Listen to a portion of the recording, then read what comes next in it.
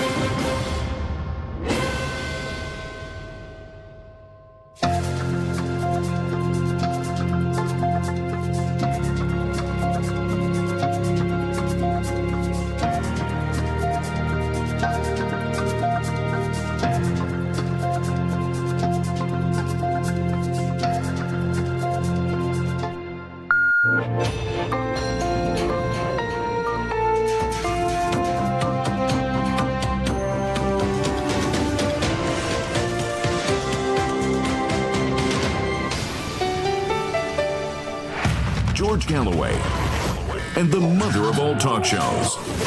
Welcome to the Open University of the Airwaves with George Galloway. It's hard to believe Ghislaine Maxwell committed suicide next week. Mind you, they have transferred her to a minimal security penitentiary in Florida where the sheets are allegedly made from rope. And in the last few minutes, literally, Taiwan officials claim that China is preparing to reclaim its patrimony, its territory that they call Taiwan. And 2 British colonels have reportedly been captured in the war zone in Ukraine. Believe it or not, the Ministry of Defense is going with they were tourists with an interest in maritime history. And Donald Trump, the Ozzyosbourne of presidential politics, is still on his unhinged rampage. It's all coming up tonight on the mother of all talk shows. Stay tuned. Curious about our curriculum? Have something to say? Then call us now to join the debate on the mother of all talk shows. The only education you can get for free.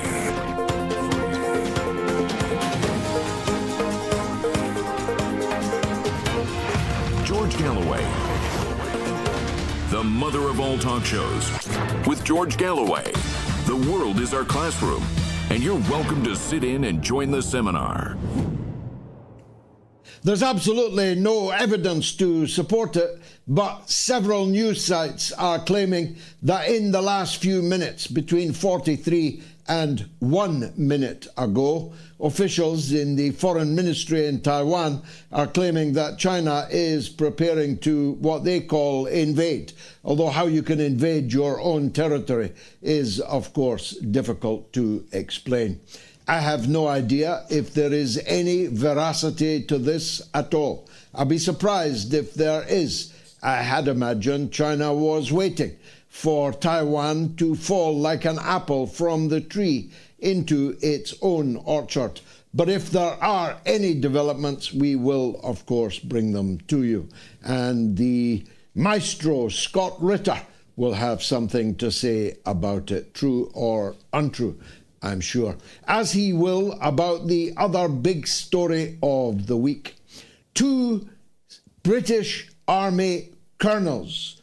Now, for those of you who don't know the importance of a colonel is a big deal.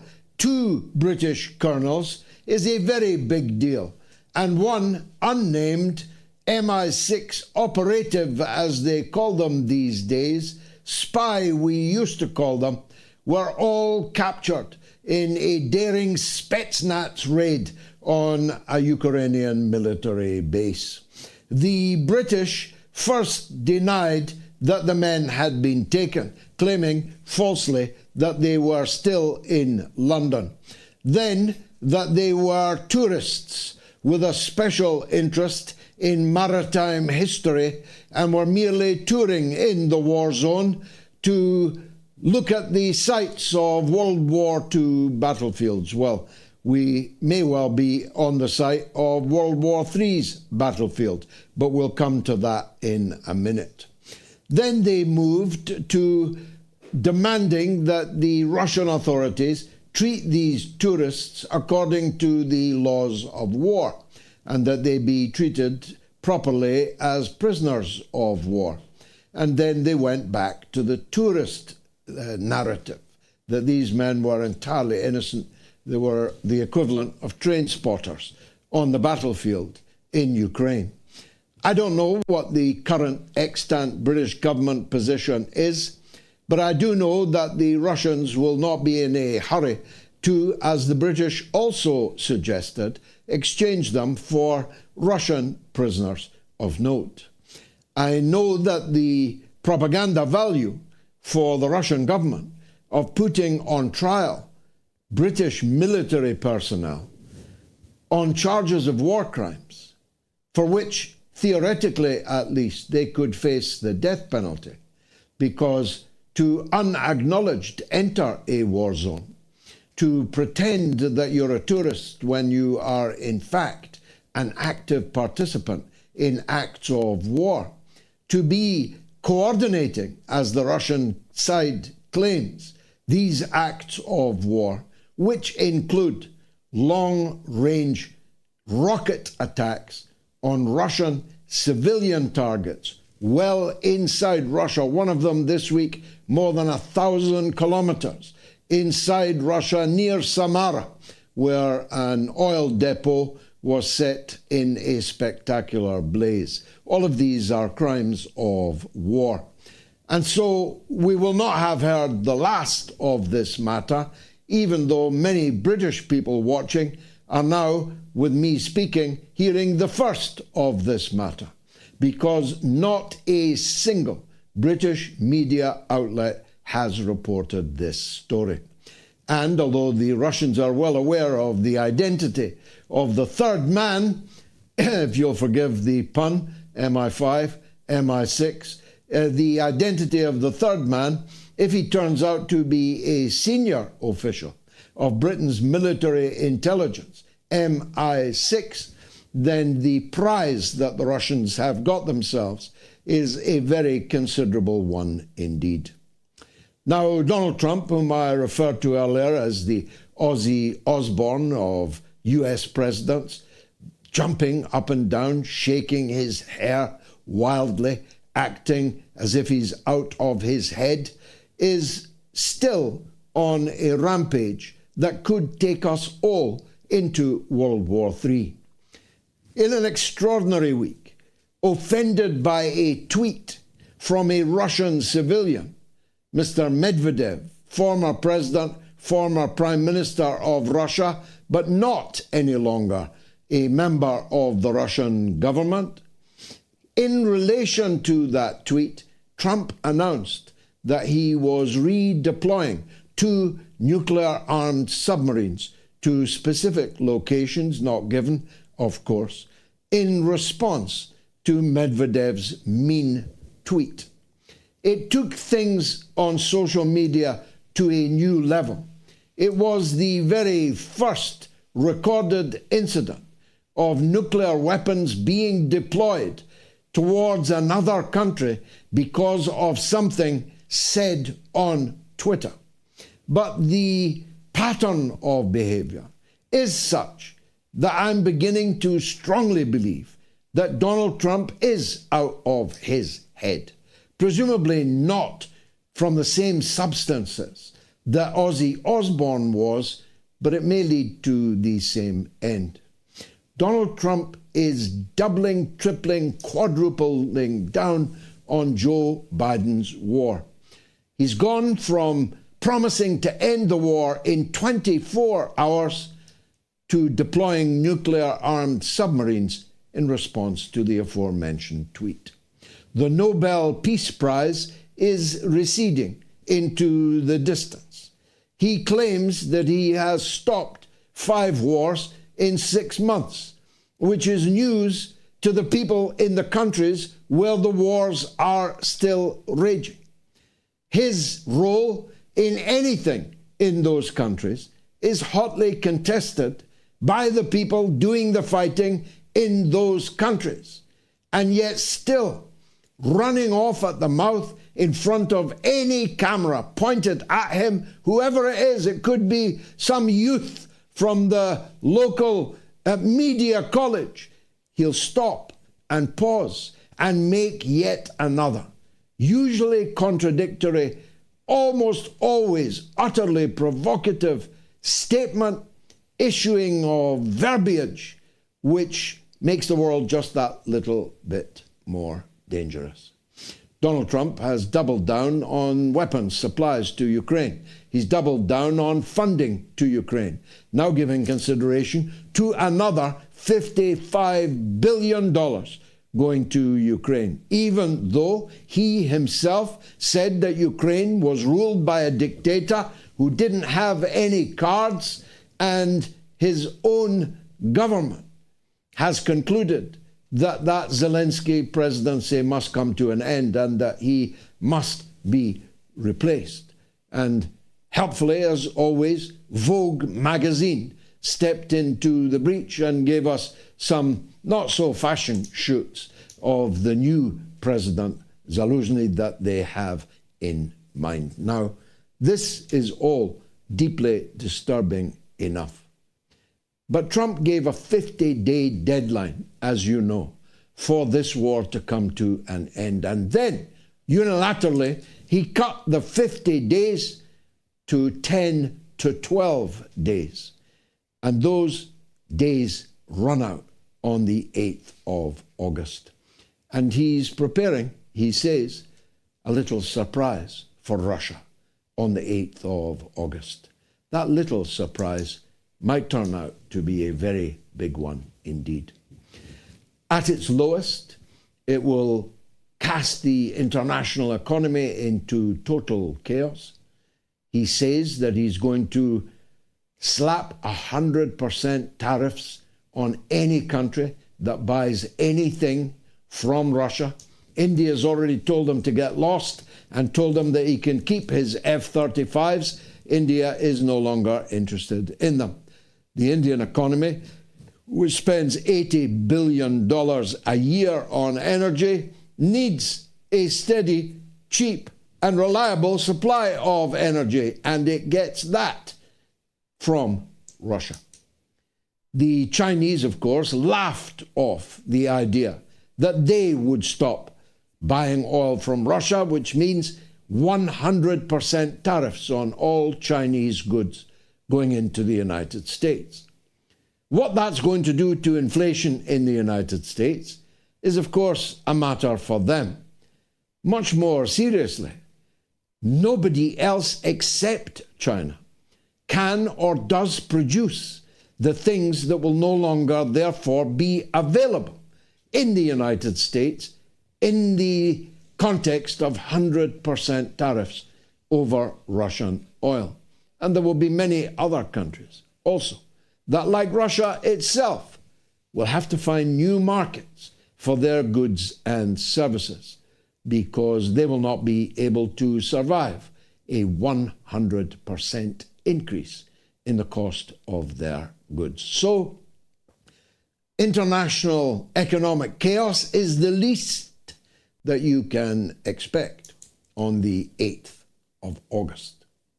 Now, the worst you can expect, and I know you don't like to hear this, a lot of people messaged me this morning on social media saying, oh, thanks for cheering us up. Cheery, isn't it? Over a tweet of a clip from last week's show, which has hundreds of thousands of views. Cheerful, aren't you? They ask me. Well, there are no reasons to be cheerful when the United States is moving nuclear weapons closer and closer to Russia, which is itself bristling with nuclear weapons, better ones, more effective ones than anybody else on the planet. The Oroshenk is literally indefensible. No one can defend themselves against it. It moves faster and more independently than any weapon known to man. And others of you say, stop panicking. If there is a war between NATO and Russia, it will be a conventional war. But it won't, because the NATO powers simply don't have the men, the money, or the ships for a conventional war in Russia, which has the largest battle-hardened army anywhere on the planet, has been at war for more than 2 years, is making spectacular advances on a virtually daily basis.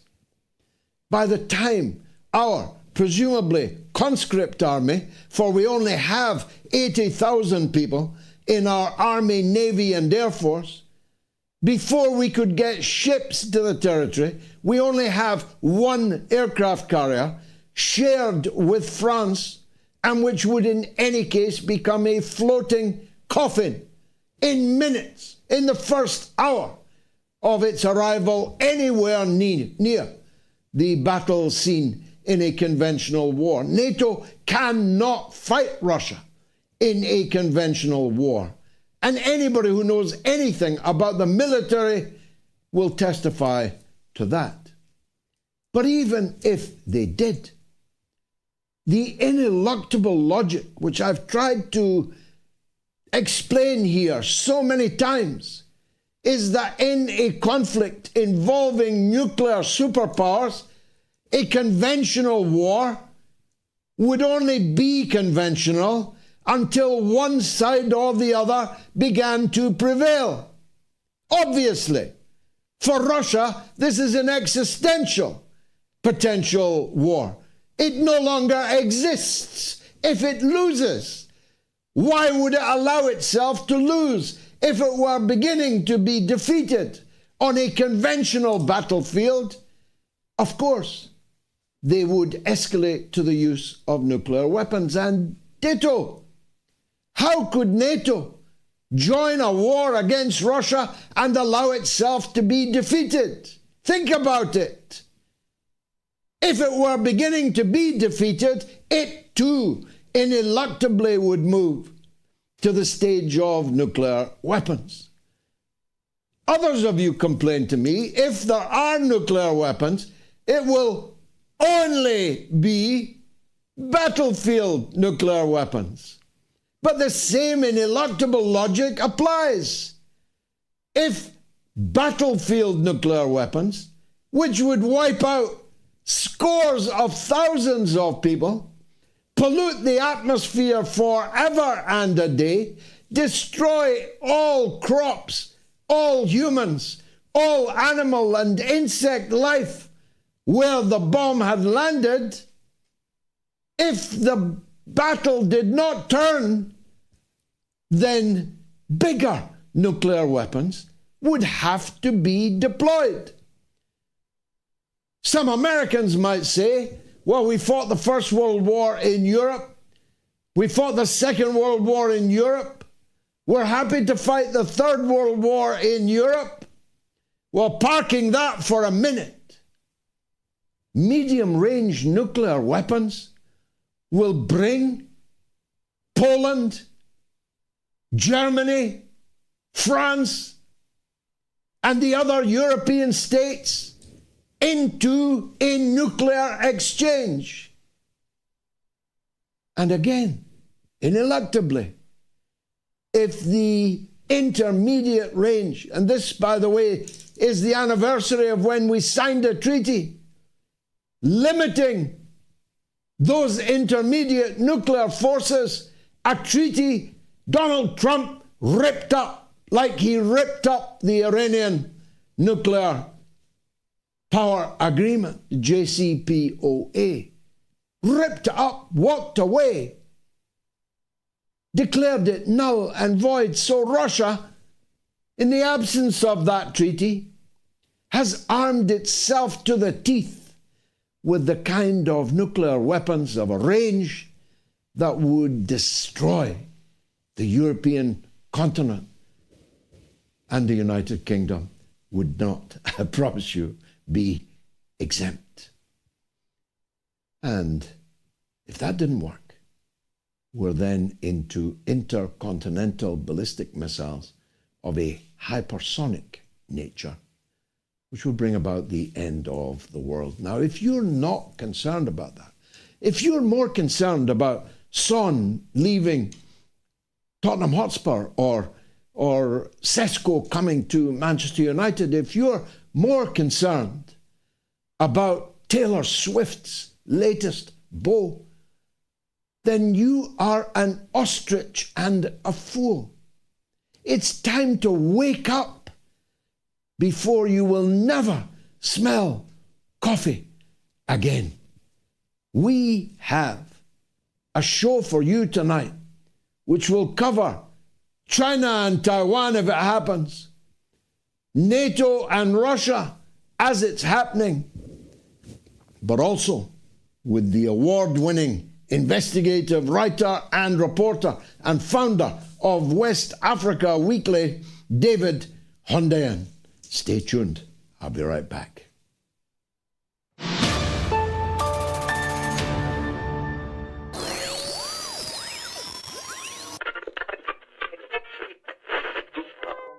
We interrupt this program to bring you a special announcement. A big thank you to all our wonderful listeners, as the Mother of All Talk Shows podcast is now one of the most listened to political podcasts in the entire world. We are the #1 English-speaking political podcast in the Middle East, and in the last year alone have charted in the top 10 in podcast land in Pakistan, Russia, and China. Like, rate, and subscribe to the MOATS podcast on Spotify, Apple Podcasts, or wherever you listen to your podcasts to be a part of the fastest rising independent news show in the world.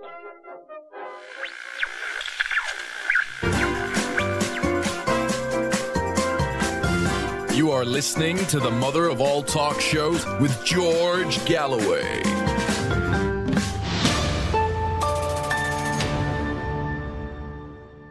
Okay, here's the poll. Who is the master of the art of the deal? Trump or Putin? My goodness, big poll tonight. 23,000 people have voted already. You can answer, give your verdict on my Telegram channel, and write this Telegram channel down for reasons which I'll explain later. t.me/George Galloway. Or you can vote on my X, on the YouTube community poll, or on the YouTube stream, where a massive number of people have watched the show so far and are beginning to vote in substantial numbers. If you want to call the show, it's free of charge in Britain and Ireland, 08081 965522. It's toll free in the United States and Canada, +1 844 944 3344, and the worldwide number is 0044 203 966 2625. Now, David Hundeyin is, as I said, an award-winning investigative journalist, writer, and founder of the West Africa Weekly.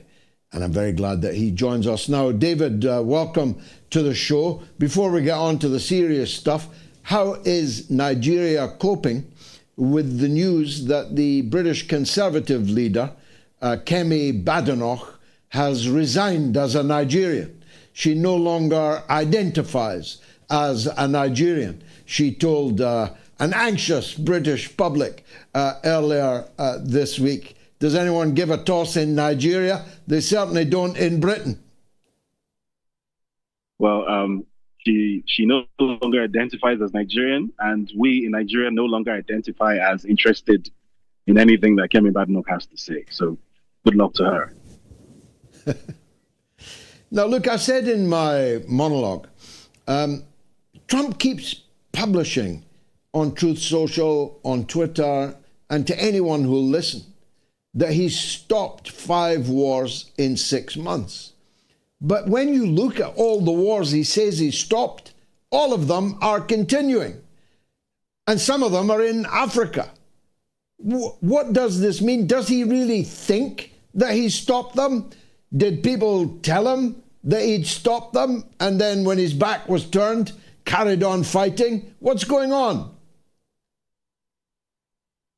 Personally, I think very often the mistake is made to sort of shield Donald Trump almost from valid criticism by saying, well, maybe he has someone who's in his ear telling him the wrong thing. I don't think he has someone in his ear telling him the wrong thing. I don't think he's a stupid person at all. I don't think he becomes the president of the United States of America by being a stupid person. I think he's a dishonest person. I think he knows very well that he has done no such thing that he's claiming to have done. But in the time-honored tradition of U.S., I guess, imperial way of dealing with the world, there's this idea that the actual material facts of the matter don't necessarily need to have any correlation whatsoever to the narrative that is being floated. And clearly, the narrative that he's trying to sell is that he deserves to be awarded the Nobel Peace Prize for supposedly being some sort of peacemaker, which he very clearly is not. In addition to not sorting out these conflicts he claims to have sorted out, he has actually fueled some of them. So, for example, his press secretary, Caroline Leavitt, came out and claimed that the Iran and Israel conflict was mediated by Donald Trump. Meanwhile, the Israelis themselves have said multiple times that the initial attack on Iran was coordinated with the Americans. They had the full knowledge and operational support of the Americans. They had full foreknowledge of it, and they had no problem with it. This has been confirmed multiple times. So essentially, this is someone who is a direct participant in this conflagration, claiming to have been responsible for dousing it. And then, obviously, in the case of conflicts like DR Congo and Rwanda, which he claims that he sorted out, all you have to do is just Google DR Congo, Rwanda today, and you realize that as recently as 3 days ago, there were still more rebel movements in the DR Congo. The material situation on the ground has not changed whatsoever. The so-called M23 movement is still holding and capturing more territory within the DRC. Nothing has changed. So yes, a piece of paper was signed in Doha under Trump's supposed mediation, but I don't think Donald Trump is a foolish person, and I don't think if you have the benefits of the world's most extensive intelligence network, which you would have as the president of the US, then you would make such statements in ignorance. I think he knows the facts of the matter on the ground, and I think he's just an extremely dishonest and disingenuous person, as US presidents tend to be. Yeah, it might be part of the requirement on the CV, at least unspoken, if not explicitly. What about France now? We keep reading and cheering that France is being driven out of its long-held colonial fiefdoms in the continent of Africa. But they haven't gone away, you know. I see that they are now framing the conflict in Mali between the Mali government and the Al-Qaeda, ISIS, terrorists who are operating there. According to France, these Al-Qaeda, ISIS terrorists are the resistance, and they are resisting the Malian government and its Russian allies' attempts to douse the fanatic flames that have been set across the continent. Where do you stand on that? Can you tell us more? Well, so I think this was 2 days ago, a documentary that was produced by a French government mouthpiece, ARTE, as you said, framed or made an attempt to frame the conflict in Mali as a conflict between this dictatorial regime and a group of freedom fighters who are fighting for an independent homeland and yada, yada, yada. Meanwhile, anyone who's followed this conflict for longer than 5 minutes knows that these elements that the French government's mouthpiece is trying to cast as freedom fighters are terrorists by the textbook definition of the term terrorist. As you said, elements of Al-Qaeda and ISIS, elements of JNIM. This is what France is now attempting to typecast as some classic African governments versus rebel conflict. Even the use of terminology is very telling. At no point through that documentary was the word terrorist used, even though that's what these people clearly are, or the word Islamists, even though that's clearly what they are and claim to be. Instead, the word used to describe them is rebels, which is a loaded term because it's inferring that there is some sort of historical or ideological position that they are defending, and that the Malian government is, in some way in the wrong here. If you watch that documentary, you can't come away with any other conclusion. And this is how this is being framed.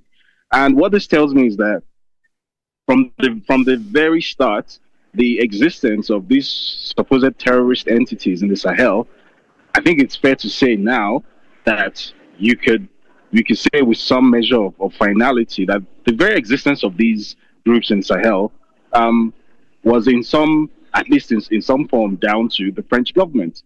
The French government has at the very least enabled the existence of these groups in the Sahel. These groups did not come into existence organically in the Sahel. Bearing in mind that in a country like Mali, for example, which has existed as a sovereign country for 60 plus years, and there has never been any serious debate about what the borders of Mali are or aren't, or what the borders of Burkina Faso are or aren't, or what the borders of Niger are or aren't. All of a sudden, as soon as these three countries make the decision to terminate their enslavement to France, to terminate these economic and diplomatic and military agreements with France and pursue their own sovereignty, all of a sudden you start having these supposed rebels coming out of the woodwork and claiming that they have some sort of historical claim to some land in northern Mali, some calling themselves Azawad Republic and all sorts of things. And then very tellingly, the French state media cannot platform these people enough.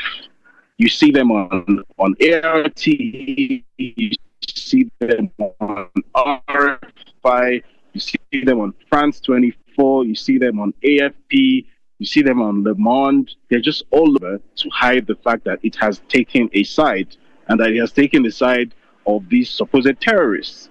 So over and above the conversation in the Sahel, what this also tells us about the very existence of terrorism as a political entity, I guess in the global south or in the world at large, is that these terrorists don't just spring into being because someone read some portion of the Quran and was inspired to become some sort of nut job. That's not how this happens. That this is high level political gamesmanship. This is geopolitics using a military sort of execution to achieve whatever goals that the French government or the US government or the various European governments or the UK government have. So this war on terror, which has been used as the pretext for essentially terrorizing the entire global south for the past 20 plus years, I think it's fair to say with some finality now that this entire thing was a giant head fake. This entire thing was what you would call some sort of false flag operation. And unfortunately, we're living in the middle of it here in West Africa. And even our gallant captain, Ibrahimtraoré, even he's having to fight these same so-called rebels that in any other country would be called Islamist fanatic terrorists, ISIS, Al-Qaeda. Well, unless it was in Syria, of course. The fluidity of definition, the ontology of all this is simply bewildering. Someone's an Islamist fanatic terrorist if they're running through the Champs-Élysées murdering people, but they're rebels if they are in Africa, even though they are exactly the same people with exactly the same ideology and even the same names of their organizations. Tell us how Burkina Faso is coping with this terror threat. So I guess unlike Mali, Burkina Faso's advantage is that its landmass is significantly smaller and it doesn't directly share a border with countries that are actively enabling some of these Islamist entities. So Mali shares borders with Mauritania and Algeria, which have been proven multiple times to be providing cover to these entities for various reasons. Burkina Faso, apart from the challenge of being bordered by Cote d'Ivoire, doesn't necessarily have that problem. So it's less, I guess, prone to these, large-scale attacks that keep on happening in Mali. Which is not to say that Burkina Faso has got away scot-free. It hasn't. But the, I guess, geopolitical sweet spot that Ibrahimtraoré now sits in is that, first of all, there's the military partnership with Russia and with North Korea, which has made it a much less attractive proposition to attack Burkina Faso in the ways that these entities used to before. And then secondly, and perhaps just as importantly, the immediate southern neighbor of Burkina Faso, Ghana, is now very closely aligned with what Ibrahimtraoré is trying to do. Bear in mind that one of Burkina Faso's biggest geological disadvantages is that it has no direct access to the sea. It has no direct access to global trade. It's landlocked. So as a result, it's dependent on the foreign policy of the countries around it, which is a weakness. And during the presidency of the last president of Ghana, which was very, very Western aligned, that was a problem for Burkina Faso. Getting access to the sea. So, for example, the equipment that needs to be imported, it was a problem. That is no longer the case because the presidency of John Mahama in Ghana has effectively turned Ghana into Burkina Faso's de facto port. So almost on a daily basis, you're seeing these large-scale deliveries of equipment, and it's becoming increasingly clear, even to people in Ghana who aren't even in Burkina Faso, who are just watching these things just constantly coming into the port and going up 600 kilometers up the road. It's becoming increasingly clear that what we're witnessing is not a flash in the pan, that what we're witnessing is the industrialization of a country in real time. What we're witnessing is also the buildup of a small-scale military-industrial complex in Burkina Faso. So already they're starting to do things like drone manufacturing. So unlike the US or EU idea of what a drone is, these guys have created a sort of a very creative spin on drone warfare. So they've repurposed civilian drones and they've used items from civilian equipment such as phone cameras.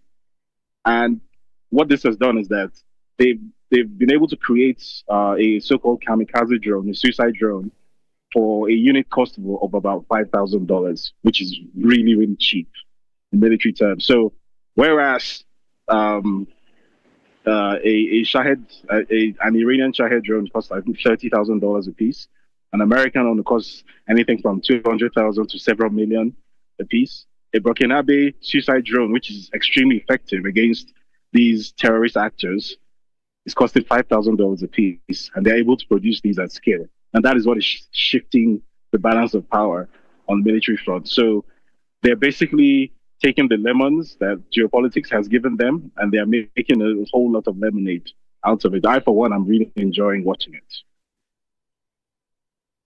David Hundeyin, thank you as always for that tour of the African horizon. Much obliged to you. Who is the master of the art of the deal, Trump or Putin? Have your say now. You've got about, an hour or so to get your vote in. On my Telegram channel, t.me/George Galloway. Write that address down. My X portal, the YouTube community poll, or the YouTube stream. Let me take a quick break, then it's your calls up to Captain Scott Ritter, who will be up at the turn of the hour. Stay tuned.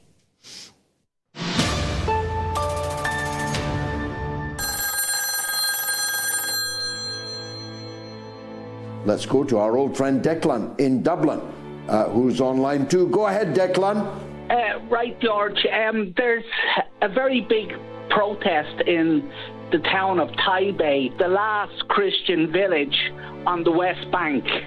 If they lose this, they are finished in the Holy Land. I'd like to take the chance to salute Francesca Albanese, who is the greatest woman, I think, of our generation. And the hope is that there are other Francesca Albaneses out there who will do something, because the Western churches, the Catholic Church especially, and the other main churches are doing absolutely nothing for their co-religionists in the Holy Land, just like they did nothing for them in Syria or in Iraq. They don't even talk about them, never mind do anything. And all these Christian politicians, and all these Christian leaders, and most of the Christian clergy haven't done or said even jack to come to their aid. They're not Christians, most of these politicians. When they say they're Christians, better count your spoons, or better still, count the burning Christian houses.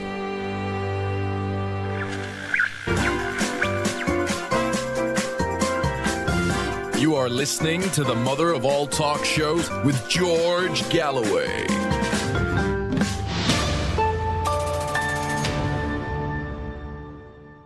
Let's go to the first call. It's in Canada, where Brad wants to talk about Africa and the US. Go ahead, Brad.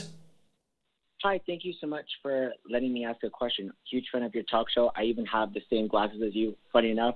One of my questions is, would Africa be the way it is today if the USA didn't have so much involvement and wasn't prone to slavery? Because I always wonder if Asia and Africa would have been two very powerful continents if the USA was more quiet and more kept to their thing. What do you think? Well, obviously, we're talking modern history here. I mean, Africa was literally eaten by the European colonial powers in the last 20 years of the 19th century and for the first 50 years of the 20th century. So that's only a period of 70 years. And in that 70 years, all these colonial boundaries were drawn, and the European colonists parceled out Africa. They called it the scramble for Africa. David talked about Congo there. The only reason why the Congo was a Belgian, first a Royal Leopold colony, and then later when the scandal of all scandals was unveiled, was revealed by, amongst others, Sir Roger Casement, whose death anniversary is this day. Roger Casement was hanged by the neck until he was dead. This day, the great Irish Republican, but earlier than that, the great revealer of colonial crimes in the Congo. So the only reason why Belgium, this tiny little, I don't want to insult them, but I mean, it's a speck on the map. The only reason why it had this gigantic colony is that none of the other European powers were interested themselves in having it. All of them were overstretched with the colonies they'd already eaten. And so Leopold said, I want a piece of this African action.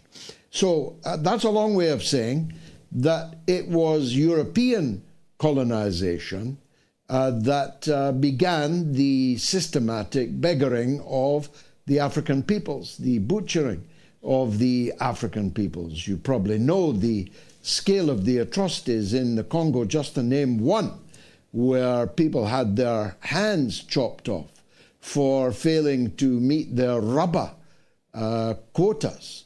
They had a daily amount of rubber they had to strip from the trees, and if they failed their quota, their hands were chopped off.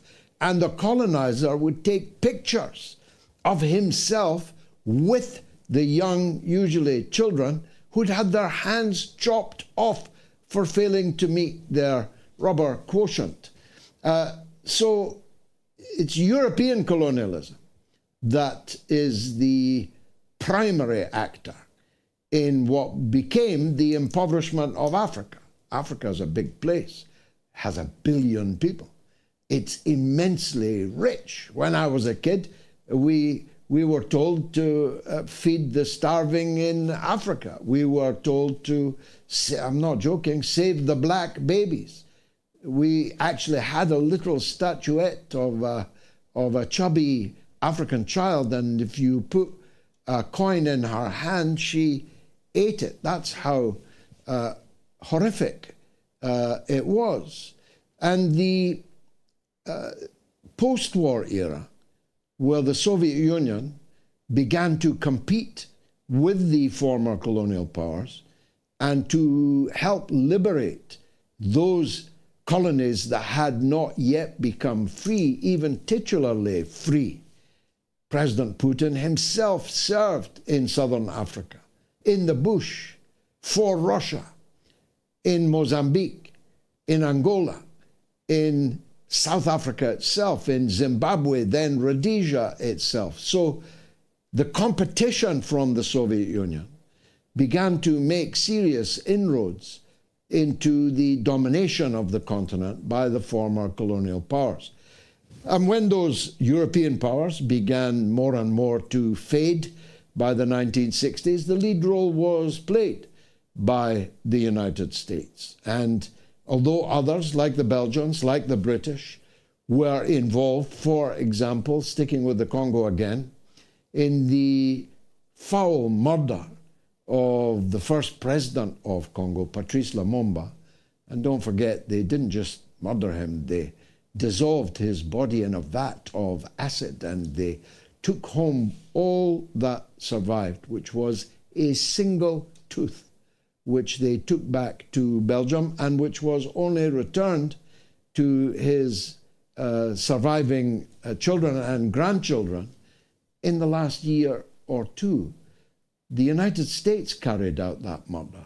The United States carried out the coup. The United States picked the greatest criminal of the 20th century, General Mobutu Sese Seko, and they made him the president for life.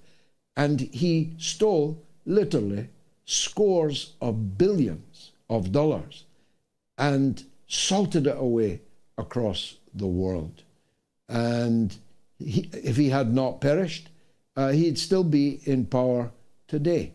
And now that the dictatorship is gone in the Congo, a new tactic is being employed, the tactic of sponsoring terrorist infiltration into their country so that their country never gets on its feet, and its copper and diamond and gold and other mineral, these rare earth minerals, can be harvested by the international corporations and the value sent back home.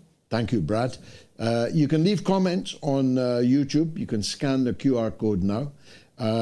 Stadex says, the Chinese go to Africa to build railways, ports, and other infrastructure.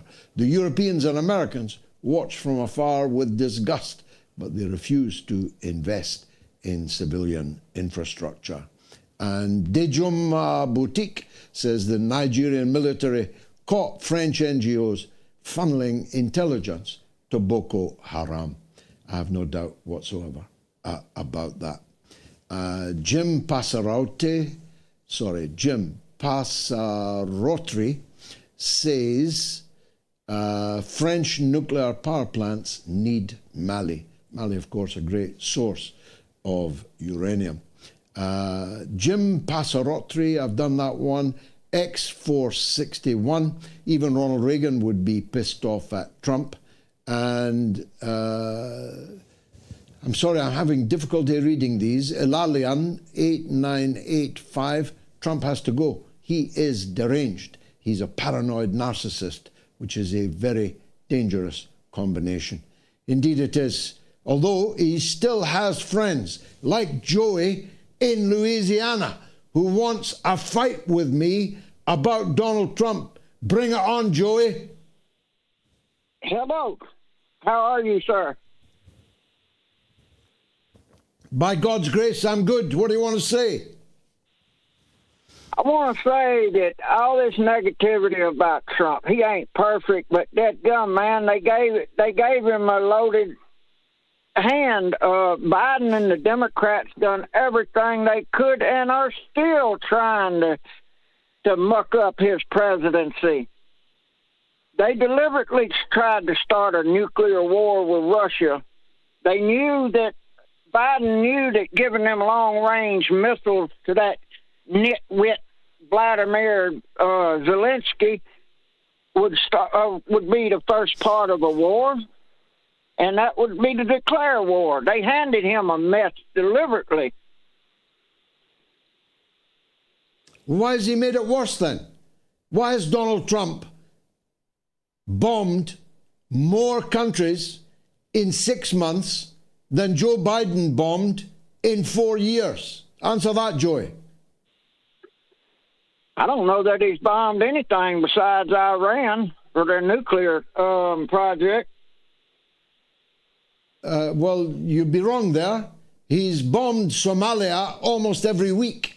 He's bombed the Yemen until the blood was running through the streets. He's bombed Iran, and he's bombed by proxy hundreds of thousands of people to death in Gaza. I could go on, but answer that for a start. That's the first I've heard of it, to be honest with you. Well, that's the problem. That's the problem, Joey. That's the problem. Well, that's the problem, Joey. You need to watch the mother of all talk shows far more regularly than you plainly do. Now, Donald Trump said he would solve the Ukraine war in 24 hours. And in 6 months, he's gone to sending more nuclear weapons off the coast of Russia on submarines. That doesn't sound like Biden's war to me. That now looks and sounds like Trump's war. I agree. That does look a little funny. I don't know what's going on there, but they handed him a mess. They deliberately put a wrench in Trump's gears, and the Democrats have mucked everything up, and they're still mucking things up. They have 60 injunctions against him trying to clean up the crap in government. 60. That's more than all the other presidents combined. You got to look at it, man, what the Democrats are doing. They are evil, evil people over here. They're sick, and they all a bunch of transvestites. Well, that's the only good thing about them. The Democrats are evil. You won't find any argument with me on that. But in fact, they're a uni party. You can't slip sixpence between the Democrats and the Republicans on the big issues, on the foreign policy issues, on the wars, on Israel. The Democrats and the Republicans are two cheeks of the same ass, Joey. Damn fact there, brother. That's a damn fact. But I tell you what, and you can believe me or not, Trump was the better out of Kamala Harris or Joe Biden or Obama. He ain't doing everything I agree with. That's what many of us hoped, but it hasn't turned out that way. And guess what? It's far, far easier to move the vast majority of people in the world against Donald Trump than it would have been against Kamala Harris. So even every cloud has a silver lining. Joy, thanks for the call, my friend. Have you checked out the MOATS.tv website? You're going to also have to write down. the address of our website for reasons which I'll explain later, MOATS.tv. And you can become a MOATS donor there, just £1 or $1, just like these supporters. Billo Gali, Gail King, Monica Tratnik, Daniel Hilson, and a big thank you to Francesc Mullins. Thank you all, and thanks to those who are going to give, aren't you, sometime this evening, even if it's only €1, or as we say around Manchester, a Lenny. David is in San Francisco. He wants to talk about the law of Jubilee. Go ahead, David. I'm all ears. Oh, thanks, George. And I'm sure glad you were talking about King Leopold.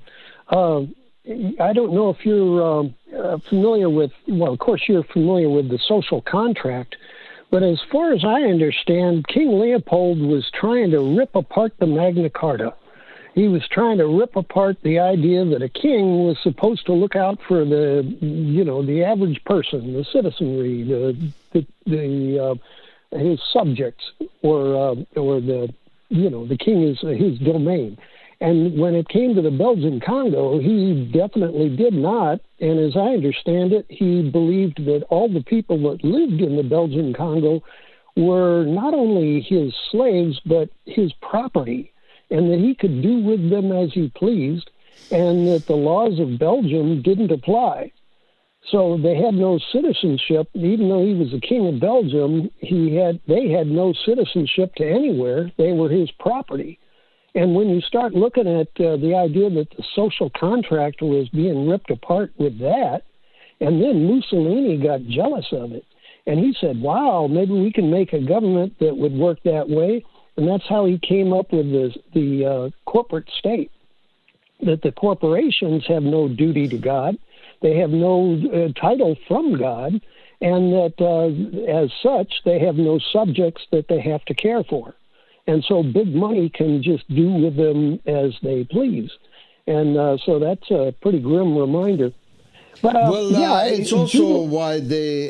it's also why Mussolini invaded Abyssinia, because he thought that the personal fiefdom that Leopold enjoyed, the only colony to be actually owned by a single person rather than a state or a country, could be his.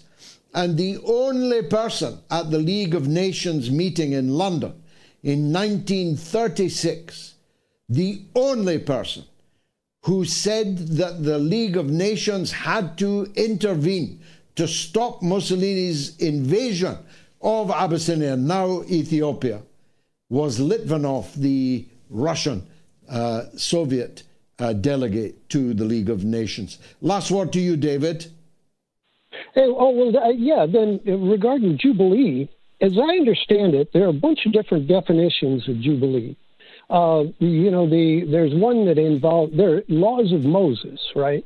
And so there was one law, one version of Jubilee that had to do with freeing the slaves, and that had to do with, I think it was every 7 times 7 years plus 1, the slaves would be freed.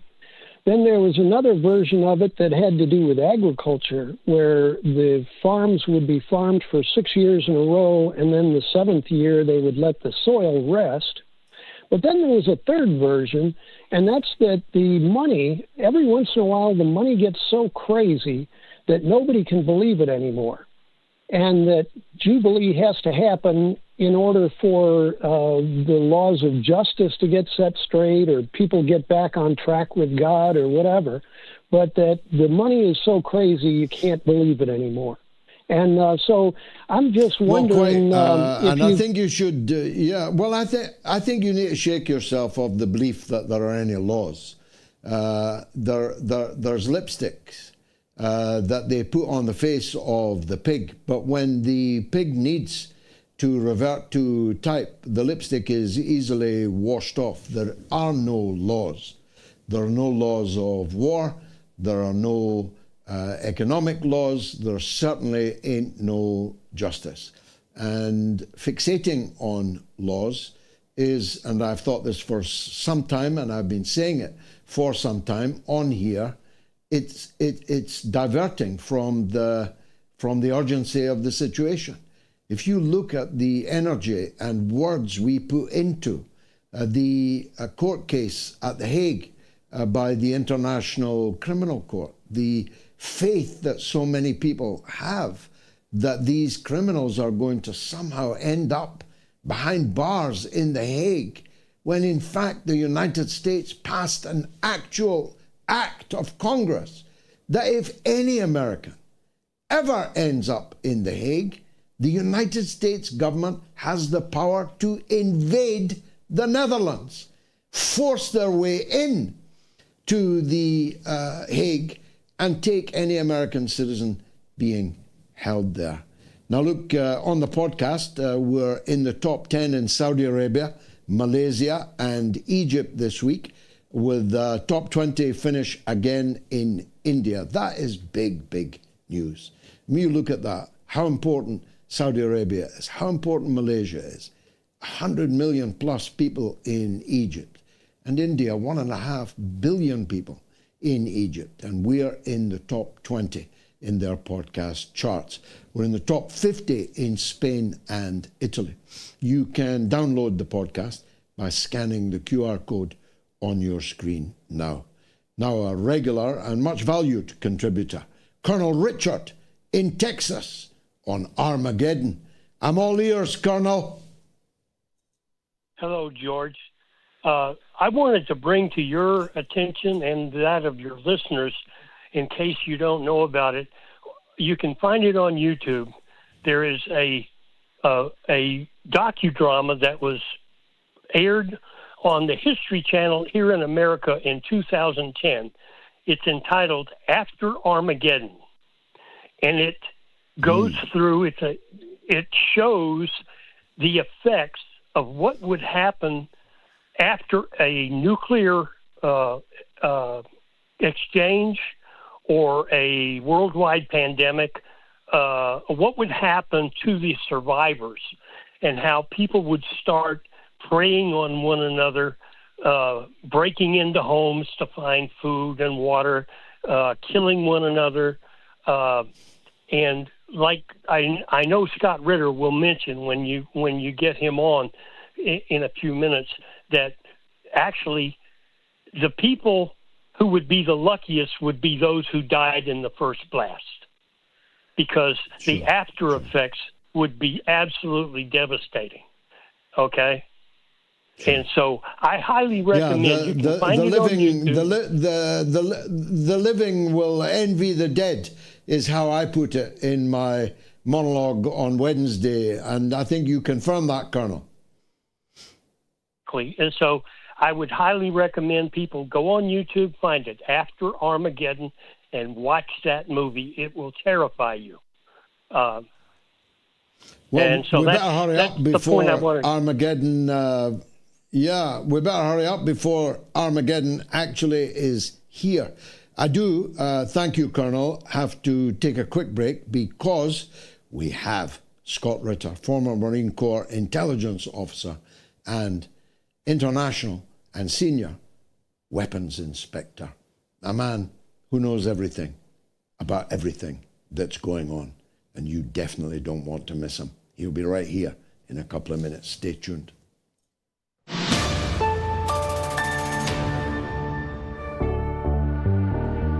I don't believe that the mainland European countries give a toss about Britain, and I'm certain that the United States would not sacrifice itself for Britain. That's why I say Britain is completely marginalized. As for the Trident missiles, of course, if the United States, which has dual control over these missiles, gave permission for them to be launched, of course, they would incinerate Russian cities. But what good would that do us? Because we'd all be dead, including the people that fired the missiles. You feel me?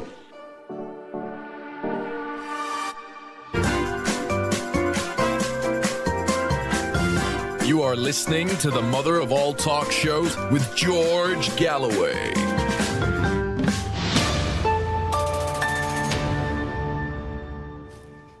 Well, frankly, there could not be a better time to have Scott Ritter as our next guest.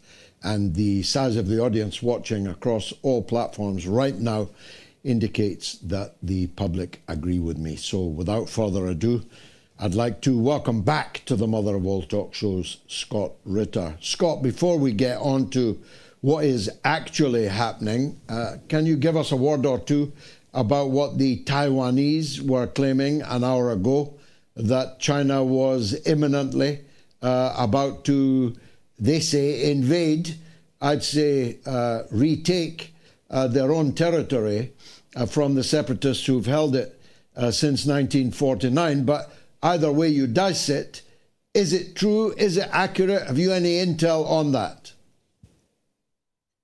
You know, I'm not in the intelligence arena anymore, so all I get is what's available on open source information. According to multiple reports, including some out of China, there has been a military buildup in a particular geographic area opposite Taiwan that could be indicative of a preparation for military action to retake Taiwan, an invasion of Taiwan.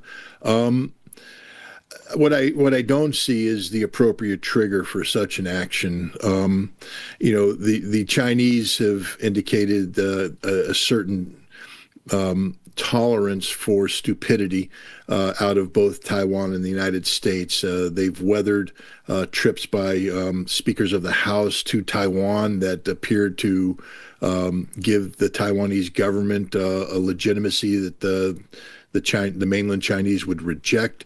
They've tolerated American weaponry flowing into Taiwan in a manner that indicates more than just self-defense.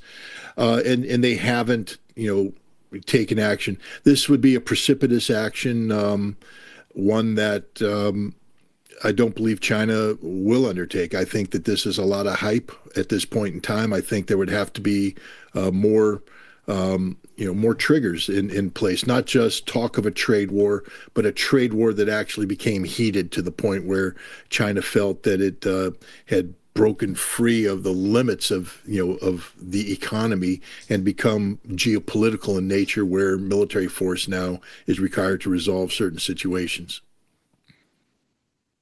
Maybe Donald Trump can offer to mediate between them. That could be his sixth war averted in 6 months. Let's turn to the wars that are and are raging and maybe about to escalate still further.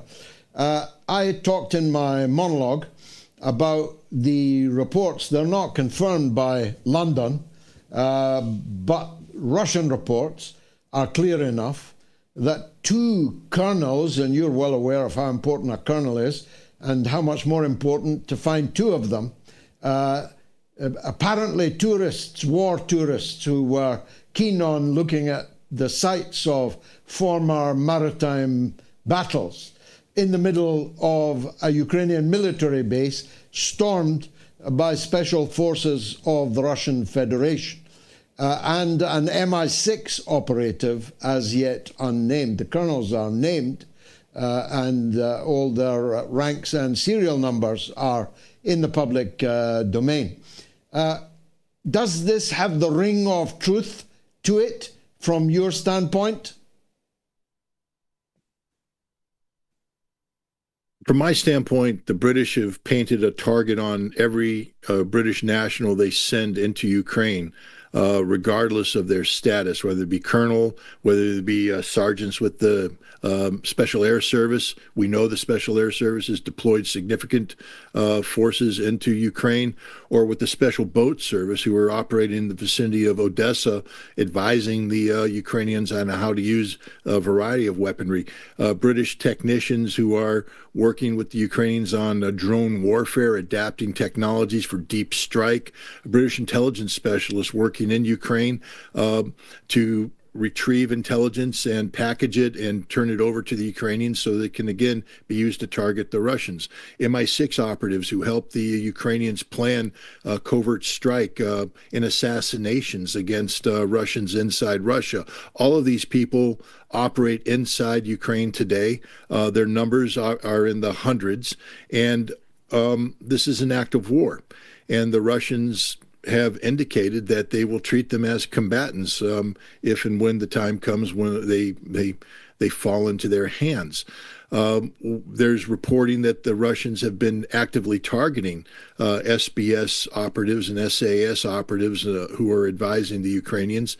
And I would imagine if the Russian special forces, special operations forces, were out there looking for Brits and suddenly these war tourists show up, that they're fair game. War tourism is just another code word for espionage, for carrying out intelligence activities. Having a pair of colonels do this, though, is where I start to where the narrative starts to lose me. People tend to forget that you don't become a colonel because you're a sprightly, young, athletic individual. You're a colonel because you've been around for a while. Your brain may work better than others because it's been stuffed with more information and you've had higher levels of command experience, but your knees don't work, your back doesn't work. The last thing a colonel wants to be doing is war tourism in an actual war. So this is where the narrative falls apart. Until I see the colonels paraded forward, in non-AI generated imagery, I'm going to treat this story with a little bit of circumspect. Well, probably wise. Let's turn to undeniably significant developments. Donald Trump gave Russia 50 days, then it was 12 or 10 days, and then it was a named day, August the 8th. In between times, irked by, first time in history, that anyone has deployed nuclear weapons in response to a tweet, a mean tweet by someone not even in the Russian government. He's deployed, he said, two American nuclear-armed submarines, and the 8th of August is literally round the corner. What's your take on what's going to happen next? Well, let's take the least of my worries here is the 8th of August. The president, in announcing the 50 days, he did that in tandem with Lindsey Graham, gleefully saying the president has, empowered our sanction plan. Lindsey Graham had been working with, I think, Richard Blumenthal out of Connecticut and others to, they said they had 80 senators on board for this massive sanctions plan against Russia. 500% tariffs put not on Russia, but on those who buy Russian energy. And they're going to bankrupt those people, and Russia will have no friends when this is done. Everybody will just abandon Russia because of the economic price they're going to pay. And then I guess the president got tired of being made a fool of by Russia's continued battlefield successes and diplomatic successes. And so he dropped it, as you said, to 10 to 12 days. And now we have August 8th as the day. What will happen on August 8th? I have a feeling that the president will announce sanctions. They're not going to be 500%. The number will range from 25% to 100% against nations buying oil. But already the Chinese told them to pound sand. It's hilarious to watch Scott Bessent, the Treasury Secretary, spin it the way he does. Because the Chinese said, we have our sovereignty. And he said, oh, well, that means that the Chinese are going to pay the 100% tariff. No, it means that the Chinese aren't going to pay anything. The Chinese don't care. They will retaliate if necessary. The Indians just came out and said, we'll buy oil from the Russians. We'll buy it. You can't tell us who to buy it from. And that was a surprise because the Indians have historically been somewhat soft when it comes to responding to pressure from the United States. But, here, Indian sovereignty is absolute. And the Indians have said that the Brazilians have said, we don't care. That's why the president declared a national emergency and targeted the Brazilians separately. And so this will have zero impact. So I think there's an additional aspect that we'll probably see on August 8th, and that is we will start to target the seized Russian assets. And I think you're going to see some creativity on how we take these assets and deploy those funds in support of Ukraine. Now, this is a major escalation because this is outright theft. Up until now, we've just been stealing the interest that's been accumulated from these. It's still theft, but I think now we're going to start targeting the principal. And this will, of course, have to get, will create the necessity of a Russian retaliation. And remember, there is hundreds of billions of dollars of Western-owned assets in Russia that won't be Western-owned assets by the time this is finished. This is going to hit hard. The stupidity of this move is beyond belief because it's not going to change any outcome on the battlefield. In fact, what it will do is steal Russia's resolve into understanding that there is no diplomatic off-ramp, so there's no reason to create the conditions for a diplomatic off-ramp, and now is the time to double down and just put the pedal to the metal and get this war over with, again, on a timetable acceptable to Russia, meaning they're not going to do big arrow, big casualty events, but this war of attrition will now just be ratcheted up and the meat grinder will grind up even more Ukrainian meat. So all the people that say that we're doing this to help the Ukrainians, it's an outright lie. We're just doing this to guarantee more Ukrainians are going to die. Now we come to the one that bothers me the most, because this is as dangerous as it gets, George. It on the one hand, you have to sort of chuckle. I mean, Dmitry Medvedev's mean tweet scored. I mean, if you're going to troll the internet, he just got the President of the United States to deploy strategic nuclear forces in response to a mean tweet. I mean, maybe not what he wanted to do, but I mean, come on, in terms of trolling the motherlode, baby, he just did it. Now, it may cost us all our lives, not because of Medvedev, but because of Trump. Trump deployed or claims to have ordered the deployment or redeployment of 2 Ohio-class submarines, and this is a very important term that I'm about to use, closer to Russian shores. I'll tell you why this is scary and should scare the daylights out of everybody. Closer to Russian shores because of a tweet that Dmitry Medvedev put out in response to mean tweeting by Lindsey Graham and Donald Trump, which sort of hinted at not only the sanctioning of Russia, but also the possibility of a preemptive strike against Russian leadership. And so Medvedev said, look, this crazy talk, you guys might want to watch The Walking Dead to see what America is going to look like after a nuclear strike. And remember, we have the dead hand, even though then he said, if it exists. I'm here to tell you personally, it does exist. What is the dead hand? The dead hand was a system created in the 1980s by the then Soviet Union in response to increased nuclear strike capability by the United States. One of them was Pershing II missiles that were getting ready to be deployed to West Germany. The Pershing II, if launched from West Germany, could strike Moscow with a nuclear warhead within 7 to 12 minutes of being launched. And the Russians were not happy about this because this created the potential of decapitation. But there was also the Ohio-class submarine armed with these new Trident missiles. And the Russians feared a scenario, get ready what I'm about to say, where the Ohio-class submarines would come close to Russian shores, launch their Trident missiles on a reduced trajectory where they could strike Russian missile silos, command and control, and other facilities within 20 minutes of launch.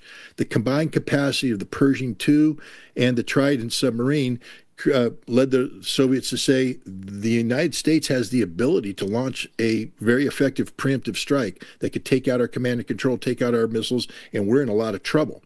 So they came up with what they call the dead hand, the perimeter system.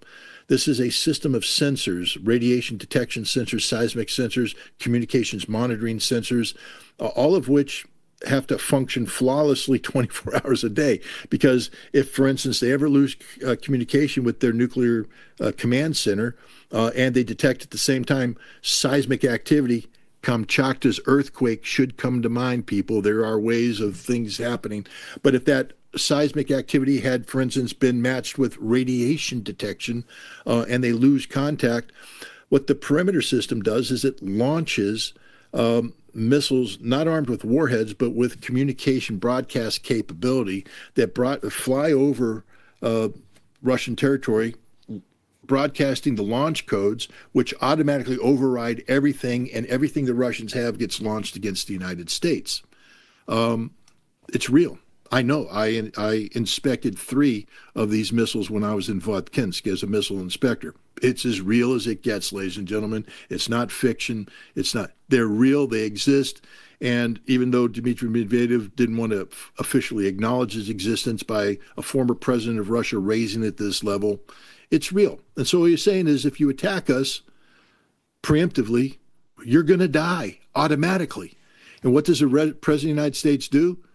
Deploy 2 Ohio-class submarines using the exact same threat model that caused the Soviets to create the perimeter and the Russians to sustain the perimeter system. This is insanity. This is as dangerous as it gets, because now the Russians have to take this deployment seriously. They have to act as if the United States is preparing for a preemptive nuclear strike. And remember, nothing happens in a vacuum, because just prior to this stupidity in terms of the president's overreaction to a mean tweet, the president of the United States ordered B-61-12 gravity bombs, nuclear bombs, to be deployed to England for the first time. These aren't part of the NATO nuclear deterrence. This is an American strike package now that's been deployed forward to England, where we habitually or regularly base B-52s and B-2 bombers, F-35s that can carry the B-61. The B-2 and the F-35 are designed to carry the B-61. Now, you have the Russians monitoring this. You're saying, what are you doing? Getting ready for a preemptive strike against Russia? Which means now the new Russian doctrine is they're going to be increasing their alert threshold. And if they detect additional movement, the Russians may be called upon to preempt our preemption. We're at a situation now where this has stopped being funny. This is not about mean tweets and overreaction to the president being stupid and feeding every, meme generation device out there. This is about the survival of the world. And this president, he's not surrounded by advisors who are worthy of the name, because the chairman of the Joint Chiefs of Staff should have resigned over this. You don't deploy Ohio-class submarines based upon a social media posting.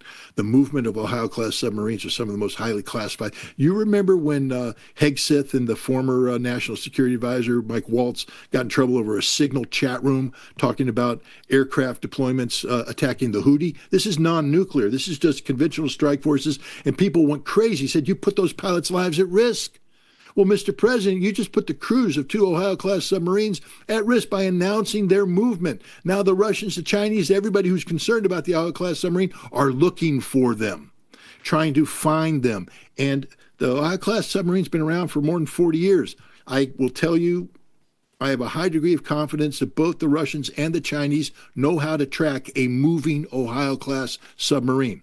So now that crew is at risk, because if they preempt a supposed preemption, that means that submarine is going to be sunk, and now they're going to die.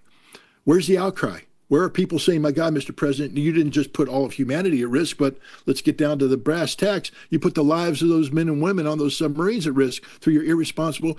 This is the chairman of the Joint Chiefs of Staff job. This is the Secretary of Defense. We got an ass kisser as the Secretary of Defense and an ass kisser as the chairman of the Joint Chiefs of Staff. I apologize for my language, but there's no other way to say it. These are sycophants. These aren't the experts. These aren't the best of the best. These are guys who are simply put in their position because they'll do anything Donald Trump asks them to do. And that's not what we want as a Secretary of Defense and a chairman of the Joint Chiefs of Staff.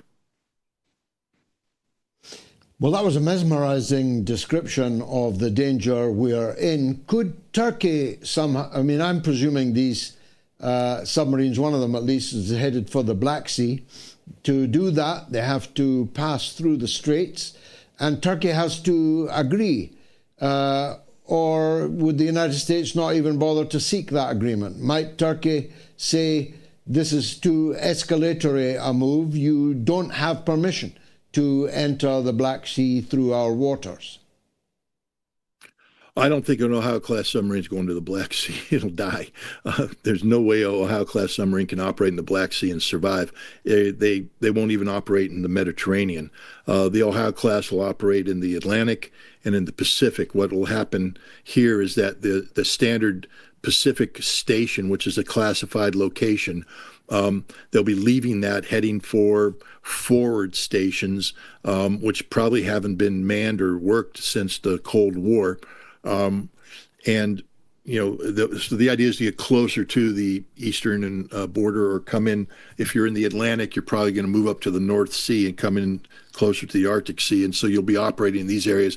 But the problem is you're moving through waters that are heavily monitored, both in terms of above sensors, but also below ground sensors. The Chinese and the Russians, just like we have put out fields of sensors that track movement. The Ohio-class submarine is a very large object that, as it moves, it's displacing water, and our ability to detect motion of this event is out of this world. We now have artificial intelligence that goes in there to help read algorithms and read data.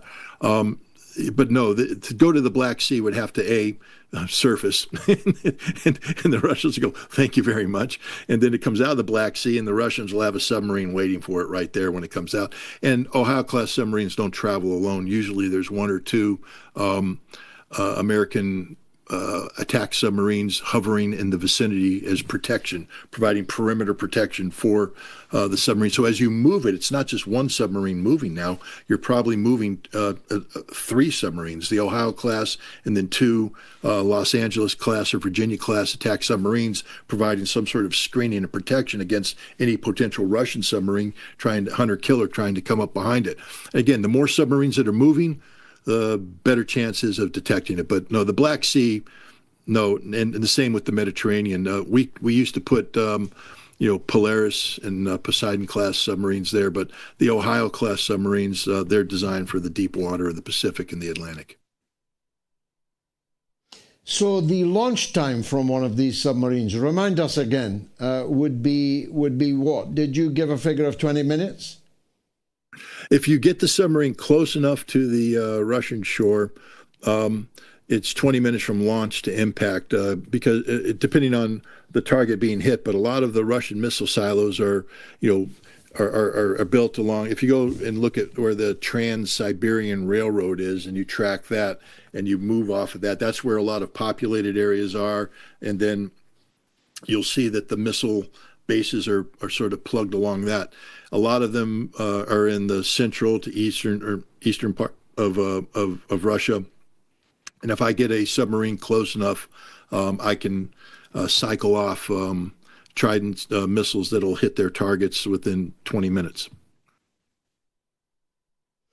Do you agree with the thesis I outlined in my monologue that this kind of terrifyingly dangerous escalation, especially when there is now no INF restrictions, this being the anniversary of it, that we really are on a fast road to, we're really on a super highway here.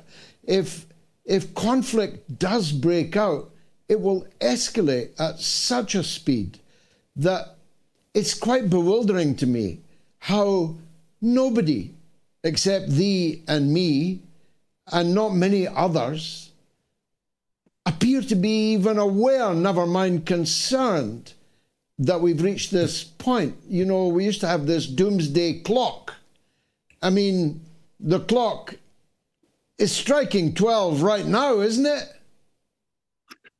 Yeah, I've long said, people keep saying, "Oh, the doomsday clock, we're 2 minutes to midnight. We need to pull it back." I said, we're at midnight. I mean, we're 1 millisecond away from the end of the world, because all we need is an act of stupidity. And we just got the supreme act of stupidity. The President of the United States, based upon a mean tweet, redeploying 2 Ohio-class submarines. At the same time, he's stocked England with B-61-12 gravity bombs.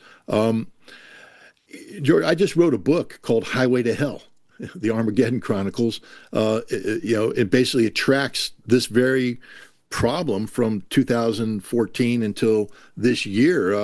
the analysis that I've done over the years about, the importance of arms control, and with the deterioration of arms control, deterioration of relations, the hyping up of nuclear capabilities without any checks and balances, we're on a literal highway to hell where one mistake, one miscalculation, one misinterpretation of data leads to the death of everybody, not one or two. We all die. If you don't believe that, I'm sorry. I can't say, aha, see, I was right, because you'll be dead. And I'll be dead. But this is as dangerous as it gets. I mean, when I wrote the book and I published it, people said, "Oh, Scott, you're just you're fear hyping." No, the reason why I published this book now is because this is the reality we live in.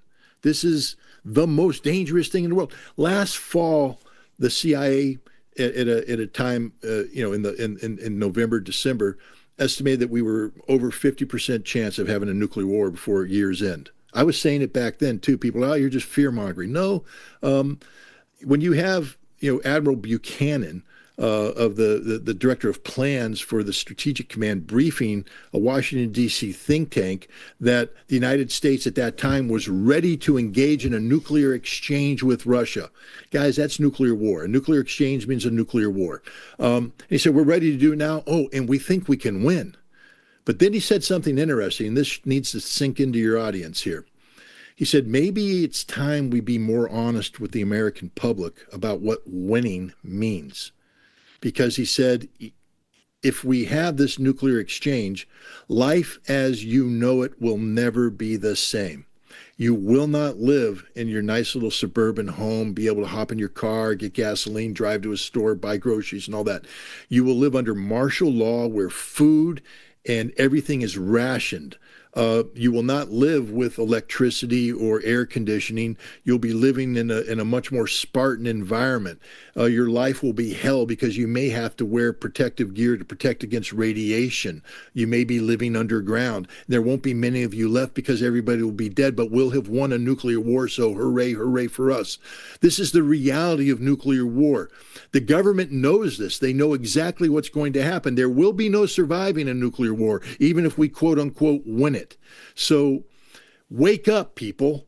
This isn't something to chuckle at, a little mean tweet exchange and all that. This president is going to kill you. He's going to kill all of us unless people stand up and say no to this president. This is where we need a chairman of the Joint Chiefs of Staff who hasn't been handpicked by the president and his sycophantic Secretary of Defense to do whatever the president wants. We need a Secretary of Defense who says, "Mr. President, the redeployment of Ohio-class submarines through social media is ill-advised, and I have to respectfully refuse to execute this order. I'm not ordering those submarines to move because you put them at risk. If you want to move them, we'll move them at a later date, but we're not going to tell anybody about it."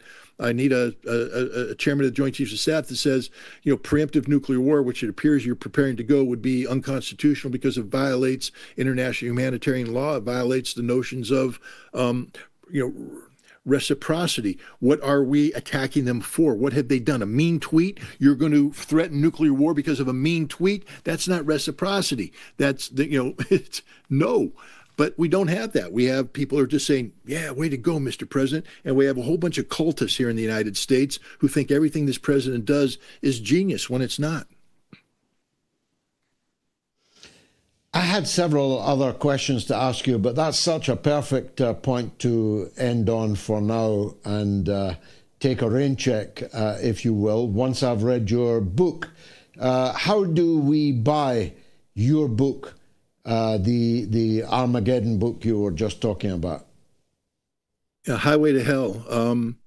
You can get it on Amazon.com, BarnesandNobles.com, or you can get it straight from the publisher at ClarityPress.com. It's right there.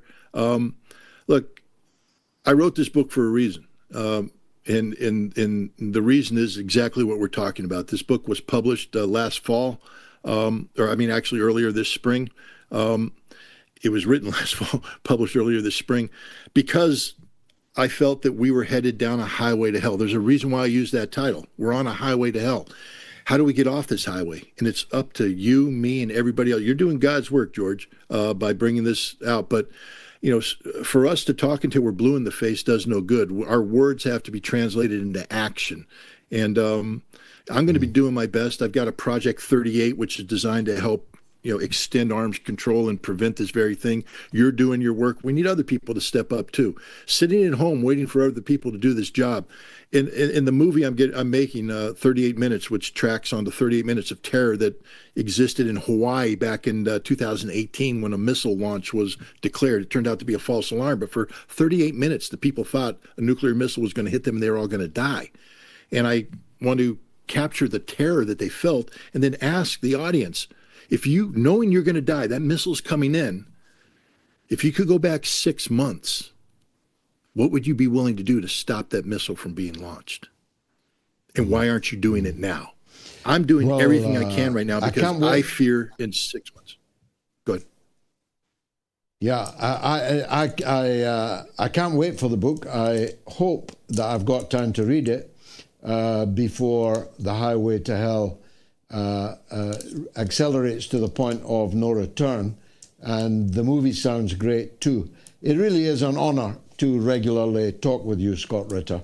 You are a great educator, and if people have got any sense, they'll wake up before they can no longer smell the coffee or even the skin of their children. Scott Ritter, thanks for joining us, as always, on the mother of all talk shows. I don't know about you, but I found that extremely powerful indeed. Let me take a quick break. Then it's your calls, all the way up to Gayatri's social media roundup. Stay tuned.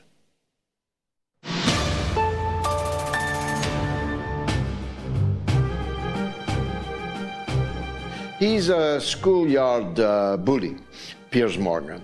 And he does have a big show, but then he has a big and plush and very well appointed studio. And he has a big and very well paid staff.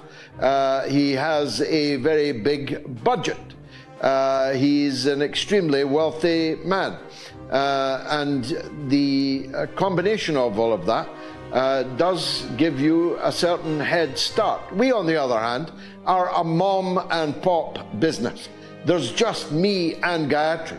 And the people who told me the phones are melting are my own grandchildren who are answering the phones for nothing.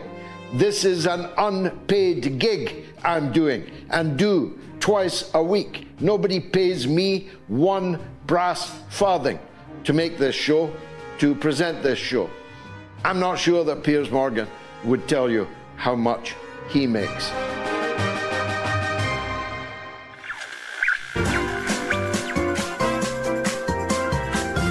You are listening to the mother of all talk shows with George Galloway.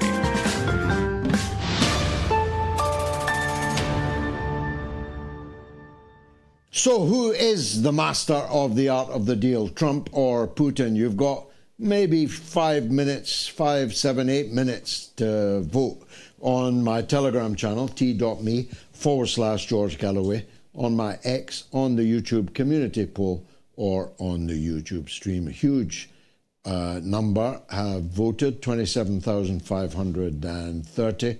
I'm sorry to tell you, Donnie, you might get the Nobel Peace Prize, but you sure ain't the master of the deal, according to our audience in this poll. Let's take a call from Jim in England, in Wigan, on Trump and the Congo. Go ahead, Jim. Good evening, George. Thank you for having me. Welcome. Yeah, I just wanted to share some light on what Trump calls deal, what DRC Congo calls deal, how they are trying to fool whole audience, the whole world. We all know that Trump is just seeking credit. He's just a magpie of getting credit, whether he deserves it or not. He just get credit. DRC Congo in the east has more than 40 rebel armed groups. They are not all linked to Rwanda. Uganda is in, Republic of Central Africa is in, Burundi, Angola. There are so many groups. Now, Trump claims that he has struck a deal with Kagame and the government of DRC Congo. I talk to people from Goma on a daily basis.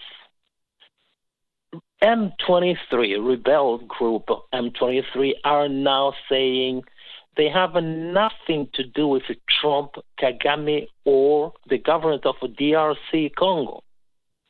If they sign their agreement, it's their own business. They are not going to get out of Goma. They are still there ruling. The deal itself, in the writing, in the agreement signed, it's something that can be cancelled by all three parties, provided they give a notice of 30 days, and this agreement is dead. Whoever wants to cancel it can cancel it. He wants this deal for American. However, George, I have to remind the audience that since Americans have access to uranium from Katanga that they bombed Hiroshima and Nagasaki, they have a military base in Kamina, in Katanga. They have been there all this time. People of Congo are being killed. All that they were interested in is just taking uranium. I worked for Laurent Désiré Kabila in DRC Congo. Every 2 weeks, there was a chartered plane from Katanga directly to United States. And this is a military plane. It was not carrying any military equipment. It was just carrying uranium and other materials. Now that the government of DRC Congo have seen Zelensky trying to sell the minerals of Ukrainians to Trump directly in exchange for its so-called peace, so-called support, whatever. That's what the government of DRC Congo jumped into, calling Donald Trump to come and get minerals so that they think that they will give him, Trump will give DRC Congo peace. This is a very, very dangerous because the people of Congo have suffered so much that they are so desperate. Anyone talking about giving them a peace, they will jump onto it. Now they completely... Sure. Well, after the colonial nightmare came the brief golden age of months of Patrice Lumumba's leadership, then a nightmare of dictatorship. And when the nightmare of dictatorship came to an end, the nightmare of 40 so-called rebel groups. And the reason, dear audience, is this. Congo is the richest country in Africa. It is the richest country in the world. It has treasures undreamt of, untapped, uranium being only one of them, within its borders, under its soil. It is a big prize, and no one will give the people of the Congo the peace to develop the life that they can only dream of. Look, the MOATS, big donors tonight, a big shout out to those. Please do what these big donors did. Visit MOATS.tv website. Like Nohad Aukar, Stephen Leach, Annette McMaster, Harry Beveridge, and Rasmus Pedersen. Please check out the MOATS.tv website, and a big, big thank you to those generous donors. We've got a legend on the line. It is Erobos in New York. He wants to reply to Joey down in Louisiana. Go ahead, Erobos. Salubrious day, afternoon, evening, late evening, or even night. You, Mr. G, the fantastic clan Galloway, the wonderful MOATS staff, Jaya quite naturally. And even though I haven't laid eyes upon the wonderful Mrs. Gayatri Galloway, I'm sure she's attired in something unique. And perspicacious, even to borrow your word. As far as adding, I wanted to give some support and encouragement to Joey, but before I do so, I had a thought listening to both excellent guests, particularly Scott Ritter there.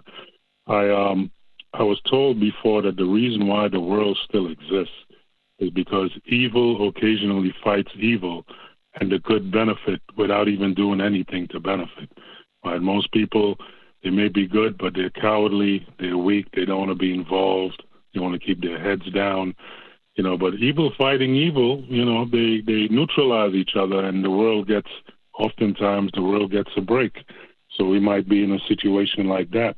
Because, the oligarchs, they don't want to give up their profits and their rampant parasitism. They want to stay in control, and they want to stay with the trillions.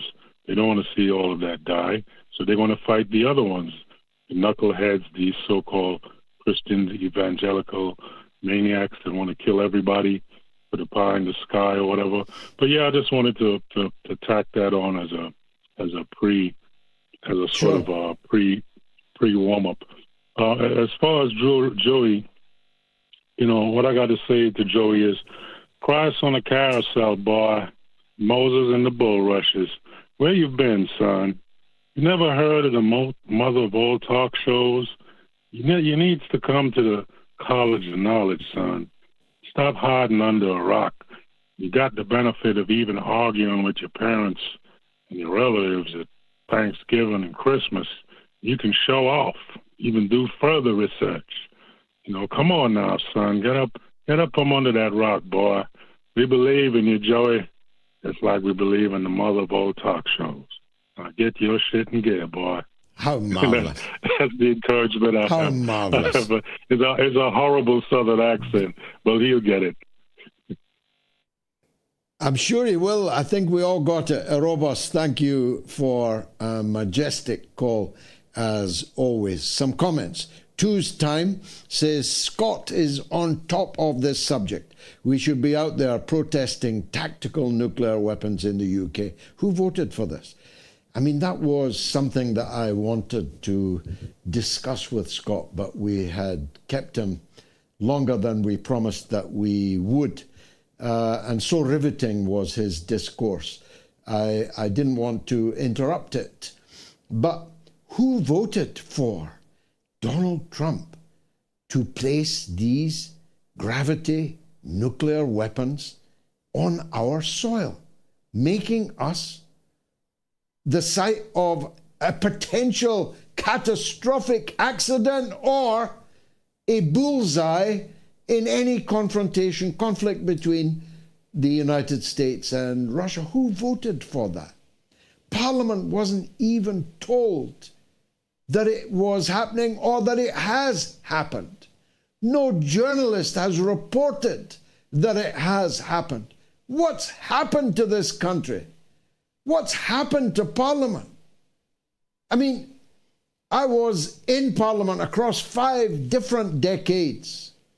There has never been a time when a decision of this magnitude would not have caused a tremendous row in Parliament.